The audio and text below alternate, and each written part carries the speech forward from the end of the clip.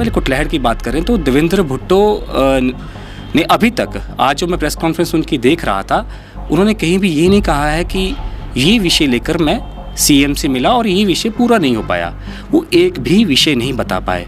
5-7 minute की वो press conference थी, उसमें उन्होंने क्रशर, बिजनेस, खनन, लीज, इसके ऊपर उनका जोर था। तो मैं देख पा रहा था कि देवेंद्र भुट्टो का जो क्रशर बंद हुआ या फिर उसके क्रशर पर कुछ पाबंदियां लगी होंगी, उससे वो ज़्यादा आहत थे।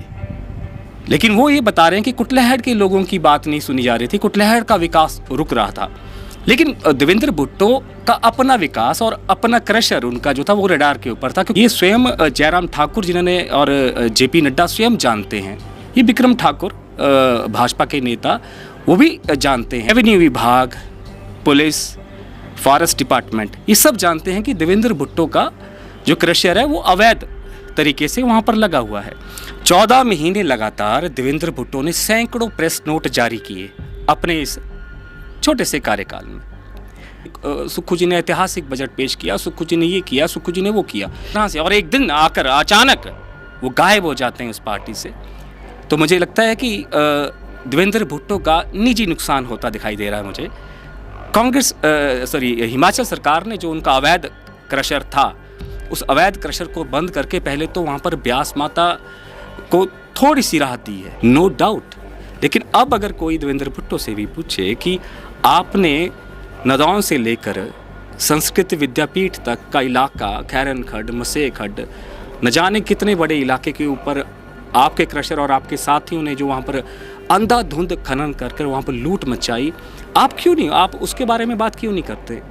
देखो, हिमाचल प्रदेश की राजनीति इस समय खनन पर डिपेंड होती जा रही है।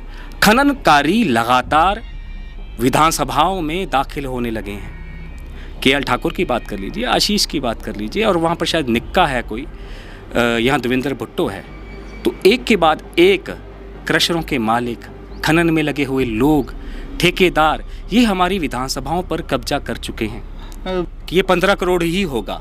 इसमें कोई शक नहीं है कि ये 15 करोड़ हो सकता है। It's a small amount for these political parties. इतने में खरीद फरोख्त करना कोई बड़ी बात नहीं है। हिमाचल प्रदेश में दुर्भाग्य यही है कि भाजपा और कांग्रेस में ज़्यादा फ़र्क नहीं है। अगर फ़र्क होता तो इस तरह से एक दूसरे के खेमे से लोग उखाड़ने की आवश्यकता नहीं पड़ती। दोनों एक ही हैं, लेकिन दोनों की सिंबल अलग हैं। ठेकेदार अगर नेता बनता है तो ठेकों के लिए जोर लगाएगा, खननकारी कोई नेता बनेगा तो वो खनन ही तो करेगा। तो जयराम ठाकुर की अगर सरकार आई तो देवेंद्र भुट्टो का क्रशर फिर चालू हो जाएगा। सुखविंदर सुक्खू का मैं बजट पढ़ रहा था तो उसमें ये बात लिखी थी कि हम चीड़ के पेड़ों को काटने की परमिशन भी सुप्रीम कोर्ट से ले लेंगे। यानी क्या पेड़ काटने की बातें कर रहे हैं यार बजट में? तो हमारे पेड़, हमारे जंगल, हमारी नदियाँ और हमारे पहाड़, यही हिमाचल है। हिमाचल प्रदेश में रहने वाले मानव या होमो सेपियंस हिमाचल नहीं है। हिमाचल प्रदेश की जो प्रकृति है, जिसको निहारने के लिए पूरी दुनिया यहाँ पर आती है, वो संपदा है, उसके ऊपर राजनीति होनी चाहिए। राजनीति का केंद्र बिंदु प्रकृति हो, ना कि मानव। क्योंकि मानव तो एक स्पीशीज है, अरबों प्रजातियां हैं, उनके बारे में कुछ सोचता नहीं, वो है ही नहीं सोच में। नमस्कार, एबीडी न्यूज़ देख रहे तमाम दर्शकों का स्वागत है। मैं अंकुश शर्मा और मेरे साथ मौजूद हैं स्वतंत्र और आज़ाद पत्रकार रवि रोंखर जी। रवि रोंखर जी, स्वागत है आपका हमारे channel ABD news web TV में। थैंक यू अंकुश भाई जी। और रवि जी, सबसे पहले तो सर्वोपरि आपका हाल चाल बताएं, क्या हाल चाल है? आज सुबह हम शूट नहीं कर पाए, थोड़ी व्यस्तता के कारण। अभी हम लाइव चल रहे हैं, तो अभी बताएं, आज आपसे बात भी नहीं दिन भर हो पाई है हमारी तो अभी मिले हैं सबसे पहले हमारी दर्शकों को। और जी अंकुश भाई जी, आप मेरा पूछते रहते हैं, पहले अपना बताइए। मेरा बहुत बढ़िया चल रहा है, दया है प्रभु की। सर, आज हम जो प्रोग्राम का मेन हमारा उद्देश्य है, कुटलैहड़ के ऊपर, जो हमारी विधानसभा क्षेत्र है कुटलैहड़, उसके ऊपर एक विशेष कार्यक्रम करने जा रहे हैं। उसके चलते कल आपने देखा कि जैसे कुटलैहड़ में मुख्यमंत्री सुखविंदर सिंह सुक्खू जी कल दौरे पे थे और वहाँ पे उन्होंने कांग्रेस पार्टी की तरफ से भी चुनाव का बिगुल बजा दिया हुआ है। इसके बारे में आप क्या कहना चाहते हैं? ठीक है, कांग्रेस पार्टी ने एकजुट होने की वहाँ पर बात कही है और सुक्खू काफ़ी कॉन्फिडेंट थे। मुकेश अग्निहोत्री भी काफ़ी उन्होंने कई ऐसे शब्द भी बोले जो कि नहीं बोलने चाहिए थे। हालांकि सुक्खू ने एक बात कही थी कि भुट्टो नो कुट्टो कूटो।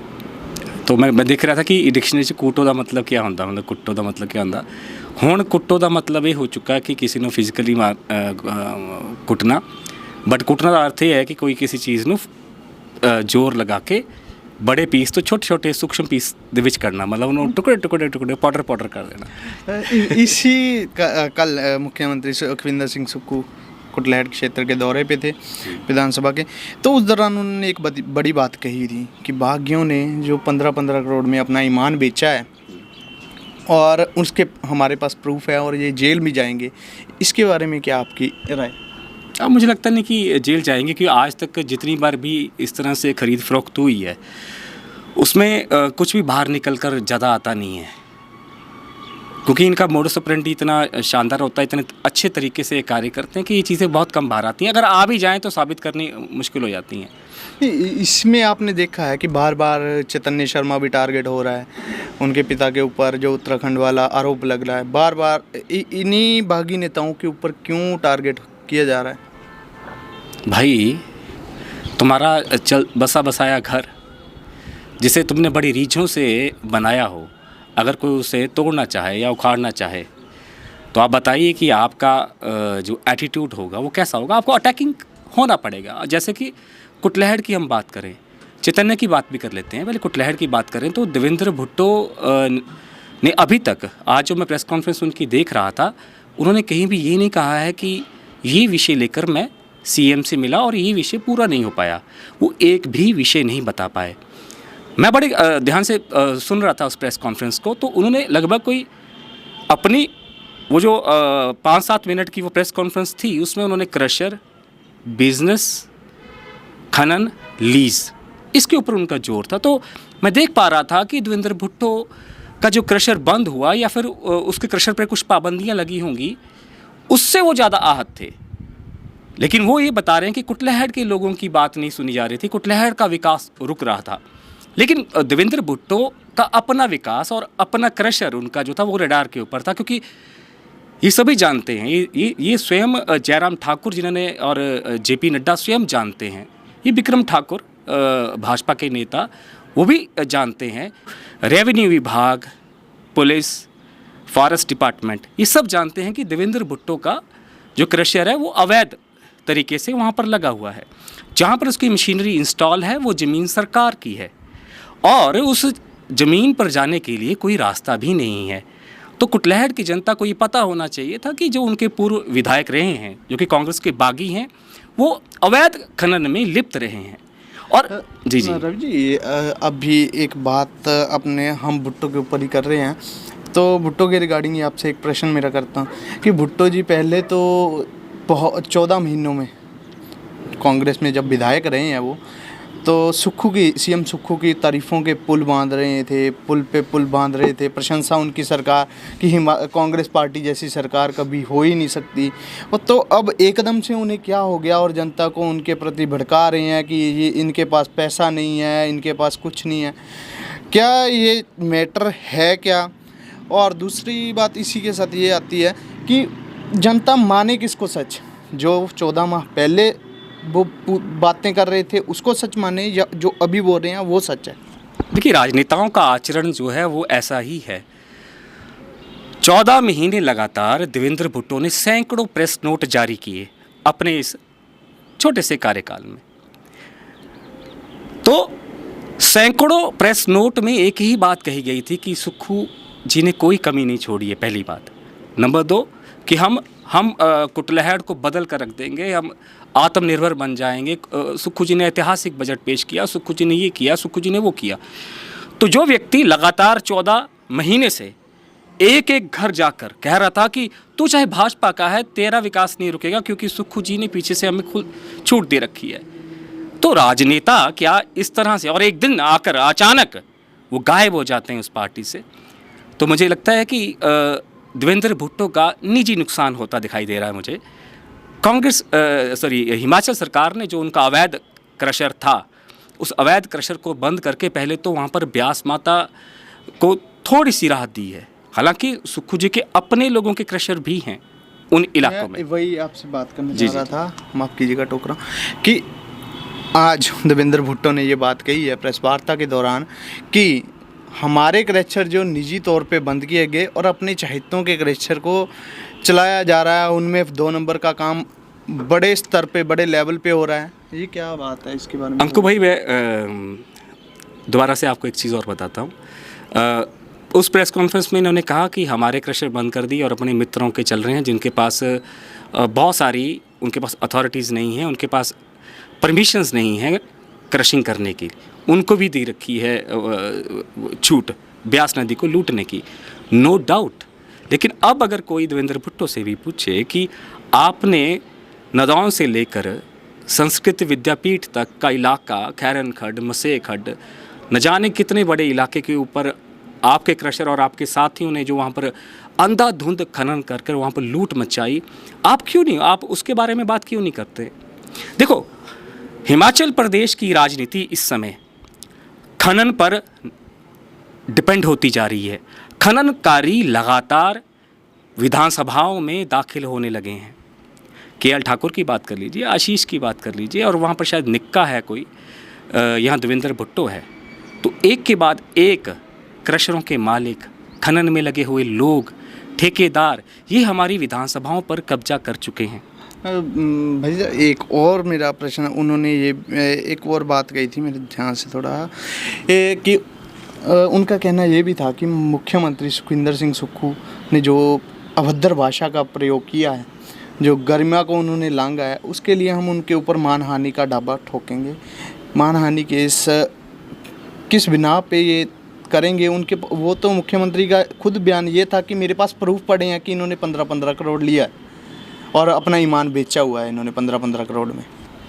अंकुश भाई, जो बातें हमने अभी पहले की है ना, तो मानहानि तो मुझ पे भी आ सकती है। कहने का अर्थ है कि आप कुछ भी बोलिए, कुछ लोगों को कुछ बातें पसंद नहीं आती। हालांकि ये बड़ा वाइल्ड एलिगेशन होता है कि 15 करोड़, नो डाउट कि ये 15 करोड़ ही होगा, इसमें कोई शक नहीं है कि ये 15 करोड़ हो सकता है। It's a small amount for these political parties.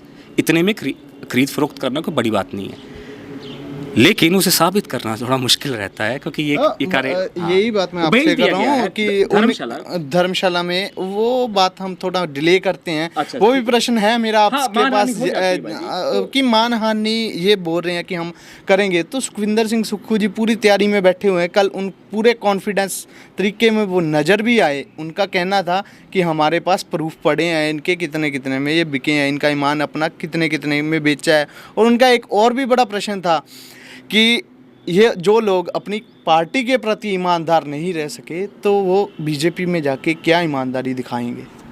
Sukhu जी कुछ नहीं कर पाएंगे, क्योंकि सुक्खू जी जानते हैं कि हमारे जो बिजनेस इंटरेस्ट हैं कांग्रेस और भाजपा के नेताओं के, वो एक हैं। हिमाचल प्रदेश में दुर्भाग्य यही है कि भाजपा और कांग्रेस में ज़्यादा फ़र्क नहीं है। अगर फ़र्क होता तो इस तरह से एक दूसरे के खेमे से लोग उखाड़ने की आवश्यकता नहीं पड़ती। दोनों एक ही हैं, लेकिन दोनों की सिंबल अलग हैं। तो ये कहानी आप कह रहे हैं कि मानहानि, तो मानहानि ये चला रहता है, ये नेताओं में ये आम बात है।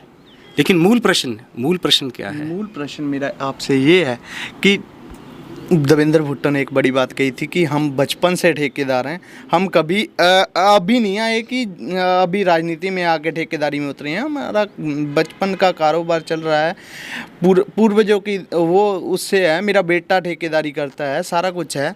तो ये बात उन्होंने मुख्यमंत्री को जवाब देते हुए कही है आज प्रेस वार्ता में। इस बारे में आपकी क्या राय है?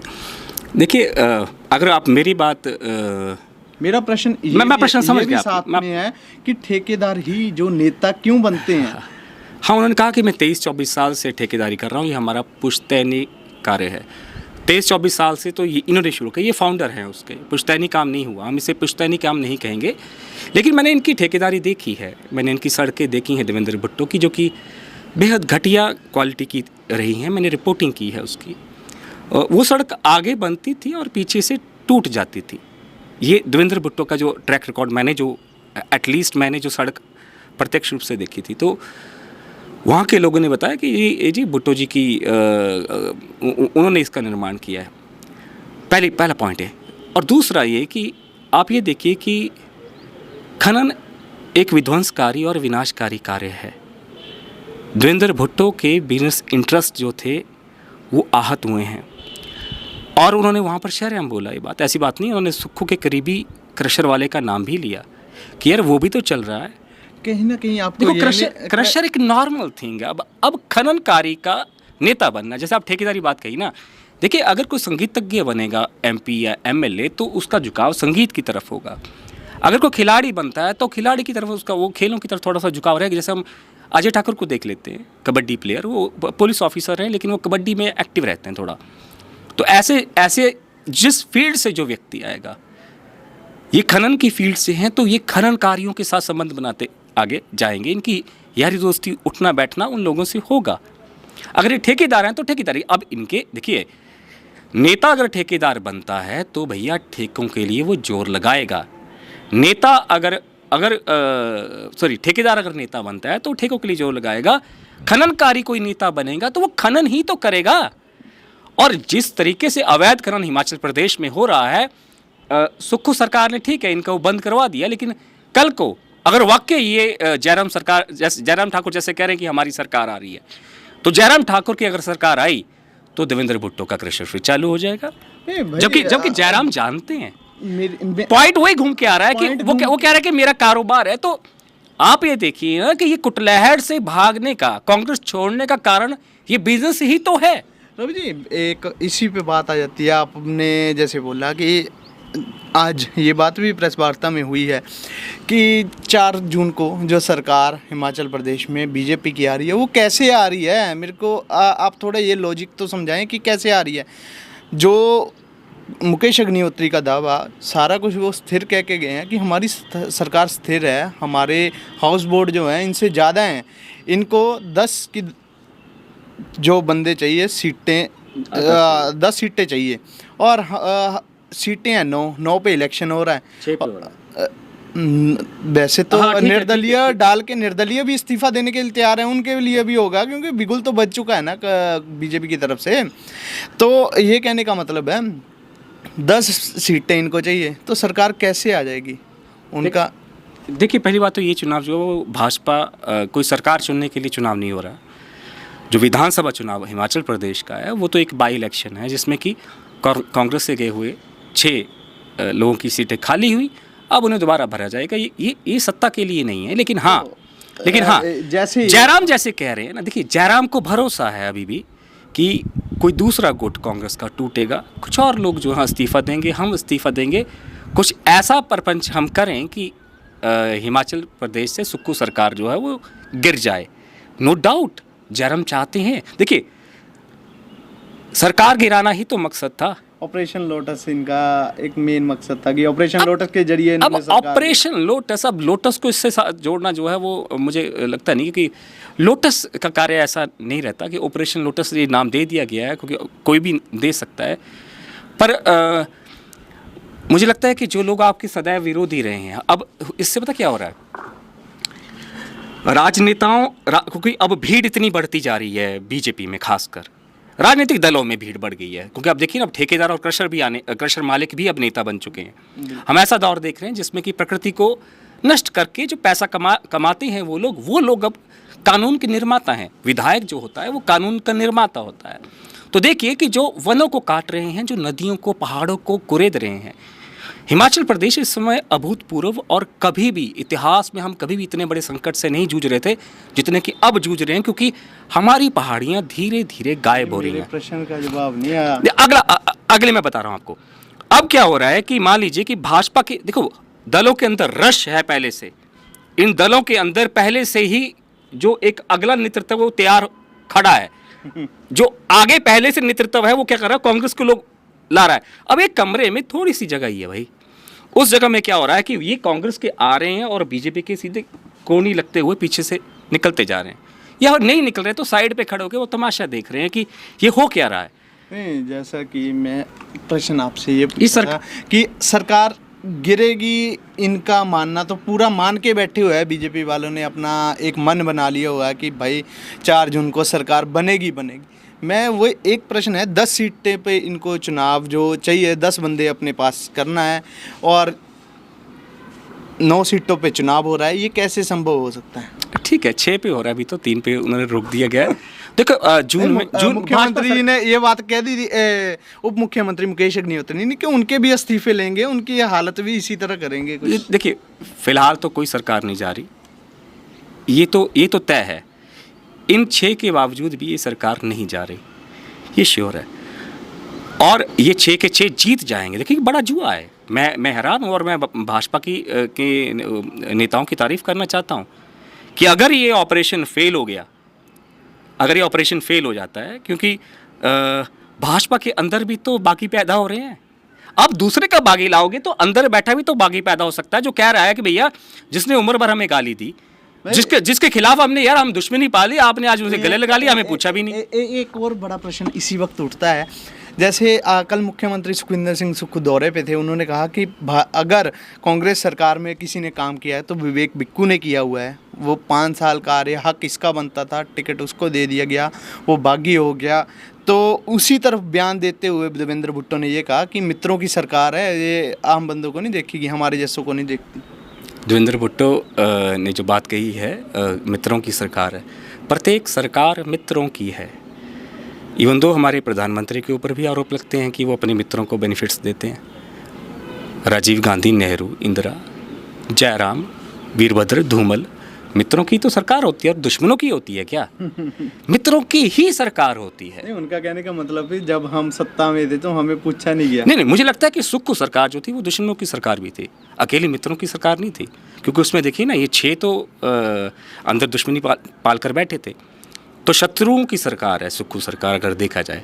क्यों? उन्होंने शत्रुता निभाई है, मित्रों की कहाँ हो गई? जैसे हमने एक बात भी देखी है कि धर्मशाला में जो है सुधीर शर्मा ने मानहानि का दावा सुखविंदर सिंह सुक्खू को भेजा है। ये क्या मैटर है? और ये भी बोल रहे हैं कि देवेंद्र भुट्टो मैं भी इस चीज़ में करूँगा, हमारा जो है नोटिस लीगल थोड़े दिनों में पहुँचने वाला है।